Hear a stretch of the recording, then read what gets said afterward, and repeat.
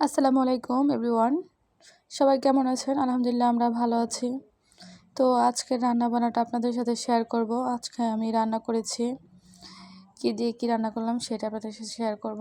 আসলে আমরা মহিলা মানুষরা রান্না করে টেবিলে সাজিয়ে রাখি, পুরুষ মানুষ খেয়ে নেয়। তারা হয়তো ভাবে যে রান্না করতে আর কী বা সময় লাগে বা কী একটা কেমন কষ্ট লাগে, কিন্তু আসলে রান্না বান্না করাটাও অনেক বড় একটা সময়ের ব্যাপার। এখানে যেমন শ্রম দেওয়া লাগে, ঠিক তেমনি সময় দেওয়া লাগে, কারণ রান্না করাটা একটা শিল্প, একটা আর্ট।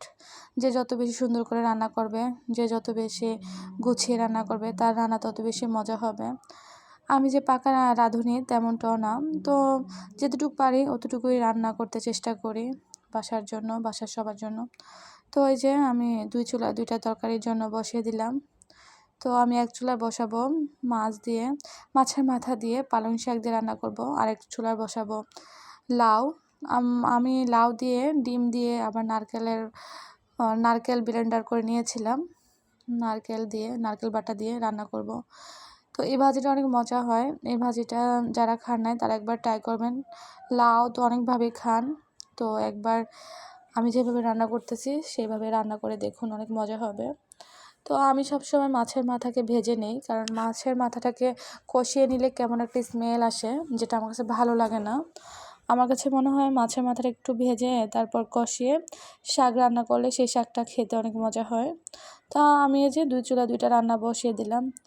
তো আজকে আমি একটু লং ভিডিও করেছি, সবসময় শর্ট ভিডিও করা হয়। আসলে ভিডিও মেক করতে গেলে দেখা যায় কি অনেক সময়ের প্রয়োজন হয়।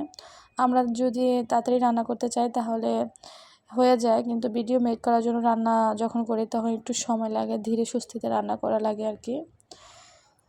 তো আজকে ভাবলাম আপনাদের সাথে একটু ভিডিও শেয়ার করব, সেজন্য আজকে একটু ভিডিওটা লং করেছি। দয়া করে আমার ভিডিওটাকে স্কিপ করে যাবেন না, যেহেতু ভিডিওটা করতেও কষ্ট হয়েছে। আপনারা যদি দেখেন তাহলে আমার ভালো লাগবে। তো এই তো আমার রান্নাটা শেষ। আমি এখানে আজকে শাকের পরিমাণটা কম নিয়েছি, মাথাটা একটু বেশি দিয়েছি, মাছের মাথাটা। তো এইভাবে রান্না করলে বেশি ভালো লাগে। তো আমার এখানে লাউ ভাজিটা হয়ে আসছে, তো আমি একটা ডিম ফেটে দিয়ে দিচ্ছি, আর সাথে তো নারকেল বাটা।